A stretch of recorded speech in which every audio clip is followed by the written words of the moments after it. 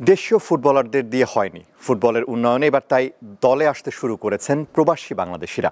আধুনিক এবং আন্তর্জাতিক মানদণ্ডের সঙ্গে এগিয়ে নিতে না পারায় আটকে গেছে দেশের ফুটবলের উন্নতি। আর এজন্য মূল দায়টা বাফুফেকেই নিতে হবে, এমনটাই মনে করেন জাতীয় দলের সাবেক খেলোয়াড়রা।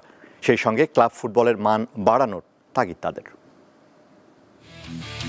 হামজা চৌধুরী এসেছেন, খেলেছেন এবং দেশের ফুটবলের বিজ্ঞাপনটাও তৈরি করে নিয়েছেন। তার দেখানো পথে আসছেন আরেক কানাডিয়ান প্রবাসী শামির সোম। আলোচনায় আছেন ফাহমেদুল কিউবা মিচেলদের নামও। প্রবাসী ফুটবলারদের এত আলোড়নের ভিড়ে আসলে কি দেশের ফুটবলের মানটা বাড়ছে? জামাল ভুঁইয়া কিংবা তারেক উনি যে লেভেলের প্লেয়ার, আর হামজা চৌধুরী ওটার তো প্রিমিয়ার লেভেল, ওটার একটা তো প্রভাব আছেই। এই লেভেলের প্লেয়ার ভারত উপমহাদেশে তো খেলে না, বিশেষ করে ইংলিশ প্রিমিয়ার লিগের খেলোয়াড় হামজা চৌধুরী বাংলাদেশ টিমে খেলা, এটা একটা আমাদের জন্য বিশাল সৌভাগ্যের বিষয়।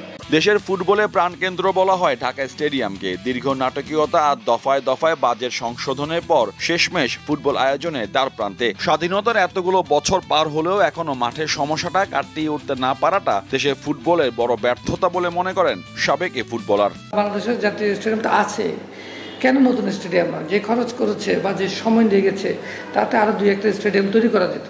আমি যেটা বুঝি পজিটিভলি, ফুটবলের জন্য তো অনেক ভেন্যু প্রয়োজন।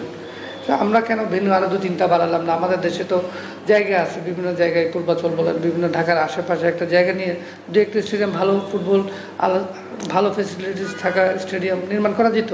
বাংলাদেশের দল স্ট্রাইকার সমস্যায় ভুগছে আন্তর্জাতিক ম্যাচগুলোতে। সবশেষ শিলংয়ে ভারতের বিপক্ষেও যার মূল্য দিতে হয়েছে তপু বর্মনদের। এই সমস্যা থেকে উত্তরণের জন্য বাফুফের কোচিং প্যানেলকে আরো যত্নশীল হওয়া দরকার বলে মনে করেন তিনি। স্ট্রাইকারদের যদি আলাদা করে নার্সিং করা হয়, যে অনেক বেশি এখানে মনোযোগ দেওয়া হয় যে না, স্ট্রাইকিং পজিশনে আমরা অনেক কাজ করব, তাহলে ইমপ্রুভ করার সুযোগ আছে। আমরা পিছাই নেই, ফুটবল আমরা দাঁড়িয়ে আছি, অন্যরা এগিয়ে গেছে। ব্যাপারটা হচ্ছে এইখানে আমরা সে আগের মান্দাতার আমল সেট আপ থেকে এখনকার ফুটবলের ডিমান্ড কী, এখন স্টাইল অফ ফুটবল গেম কী, হ্যাঁ ওই সিস্টেমে আমাদের নিজেদের ফুটবলের মানে ফেডারেশনগুলোকে তৈরি করা, আবার ক্লাবগুলোকে তৈরি করা, একটা ফাউন্ডেশন ক্রিয়েট করতে হবে।